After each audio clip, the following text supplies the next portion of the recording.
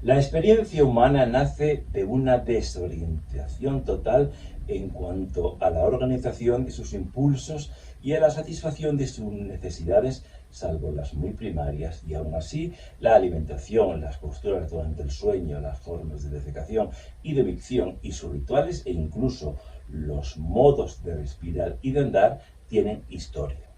No son universales y suponen descubrimientos diferentes y orientaciones culturales que las sociedades adoptan, y no hay operación ni actitud alguna humana que en su motivación y en su articulación en sí misma o en el contexto social no esté inspirada, determinada y pautada por una representación cultural.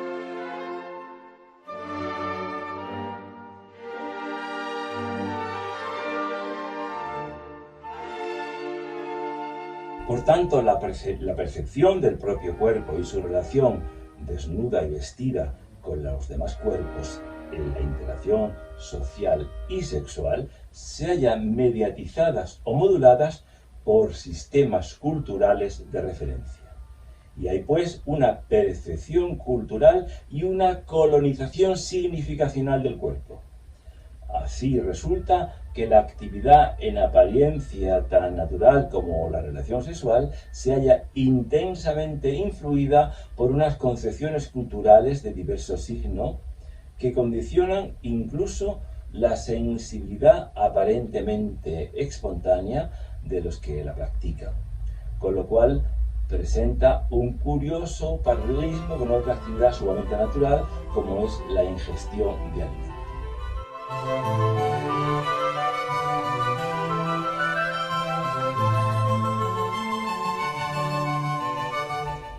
Ambos tipos de actividades primarias y necesarias arrastran en torno de sí representaciones y rituales que troquelan las sensibilidades, las épocas, los pueblos, los estamentos, las clases y los individuos con sus preferencias e incompatibilidades varias, rasgos más bien ausentes en las demás especies zoológicas y que generan todo un complejo arte culinario y ars amandi, o colonizan la respiración con ejercicios yógicos o los movimientos del cuerpo y sus desplazamientos con marchas, danzas y atletismo. Y así, los rendimientos del hombre formado por cada sociedad superan sus inmediatas posibilidades iniciales gracias a la cultura. La imaginación puede inscribir en el cuerpo sus patologías y sus distorsiones, siguiendo también su geografía anatómica. La influencia más leve de la imaginación en la percepción del cuerpo, pero no menos perturbadora, consiste en imaginar espontánea y obsesivamente cómo el cuerpo aparece ante los demás y cómo debería aparecer. Más voluminoso, más ágil, más alto, más bajo, más blanco, más moreno, más velludo, más lampiño, etc.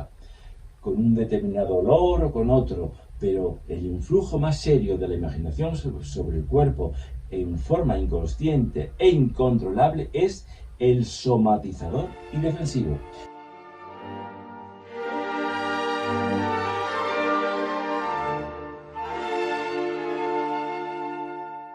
Cuando el cuerpo se convierte en el lugar en que la patología se expresa, y puede expresarse de dos formas, simbolizando el sistema de defensas o acusando mediante dolores, tensiones, anestesias, parálisis, hipermotricidad, trastornos digestivos, respiratorios, circulatorios, contracciones, tic, dermatitis cutánea, psoriasis, eritrofobia, lividez, etc., expresa desajustes, tensiones y contradicciones caracteriales y psicológicas, es decir, somatizando. Las defensas se traducen también en rigidez muscular, rigidez en la actitud de los movimientos corporales, flacidez, dificultad de ejecutar ciertos movimientos, por lo general significativos, como vértigos, inquietud, imposibilidad de relajarse, etc. A veces este reflejo defensivo se concentra en una zona determinada de algunas disfunciones genitales, como la frigidez, la dispareunia, la disfunción eréctil o el priapismo, son precisamente expresión y concreción orgánica de un sistema de defensas.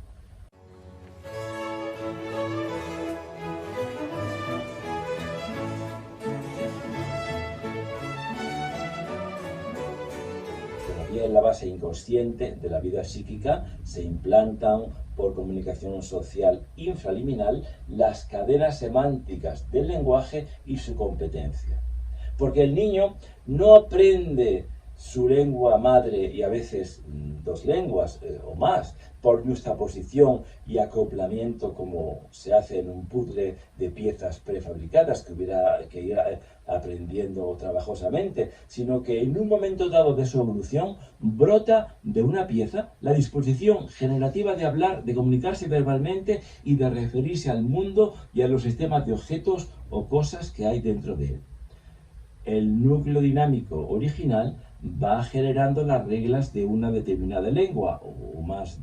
lenguas, recombinando las raíces comunes de una familia de lenguas en forma de vocablos y términos progresivamente nuevos para él, cuando va dando expresión a afectos, relaciones y necesidades fundamentales. Tales cadenas sémicas están más socializadas que las cadenas simbólicas y son en su combinatoria la base de la significación. De ahí los cambios de estilo y de vocabulario que una misma lengua permite en su uso. La base de la significación son las llamadas raíces, cada una de las cuales abarca una amplia área de referentes, sean estos sentimientos, acciones, relaciones, sistemas o cosas, referentes potenciales. Y los términos así formados constituyen las unidades básicas de la realidad para un sujeto. La experiencia de los niños bilingües lo demuestra. Niños de migrantes que todavía sin ir a la escuela aprenden simultáneamente dos o más lenguas, solo con oír a sus padres lo que en la calle se dice en la lengua del país de residencia. Si el aprendizaje de las lenguas, que hace saltar la noción clásica de aprendizaje, fuera por justaposición de expresiones, como aprende tal vez un adulto, aunque tampoco en este caso es totalmente así, se producirían inevitables confusiones entre una lengua y otra. Sin embargo, no es así. Salvo pequeñas mezclas de léxico, los niños cumplen las reglas sin haberlas estudiado nunca, de una y de otra lengua con bastante corrección. Y esto ya a los 4 o 5 años. Y así pueden traducir constantemente lo que oyen decir a sus padres o parientes en la intimidad para hacérselo saber a los vecinos, que se enteran perfectamente de los mensajes de la lengua del país y a veces con disgusto de los padres. En estos casos, las llamadas mediaduras de pata de los niños pequeños suponen la ingente tarea de una traducción correcta, cosa que a veces se resiste tanto a los traductores profesionales y esto se comprueba constantemente sobre el terreno. La base de la significación son las citadas raíces, cada una de las cuales abarca una amplia área de referentes, sean estos vivencias, sentimientos, cosas, acciones, y los términos o los conceptos así formados constituyen, como hemos dicho, las unidades básicas de la realidad para el ser humano. Y estas raíces, estrechas y dinámicamente asociadas a los objetos internos, a los fantasmas y a los arquetipos y las distintas percepciones del propio cuerpo y de la praxis real filtrada por el cuerpo, vienen a completar y a socializar los repertorios impresivos y expresivos de la fantasía, en una dialéctica bidireccional. Ni dimana exclusivamente de los objetos reales, como la mayoría piensa, ni procede subjetivamente de meras proyecciones, sino que constituye una zona medial, una metaxi, o intermedio entre los dos extremos, según la expresión del simposio de Platón. El metaxi es la zona medial de los significados y confiere, por tanto, perfiles reales a las cosas y ancla en la realidad las fantasías.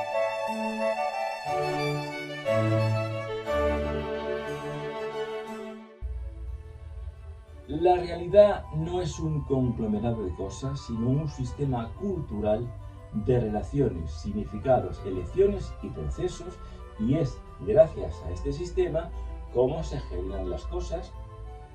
para conocimiento y para la praxis humana. El referente del lenguaje no son las cosas, ni las realidades hechas, ni el mundo como algo objetal que esté ahí, sino la praxis humana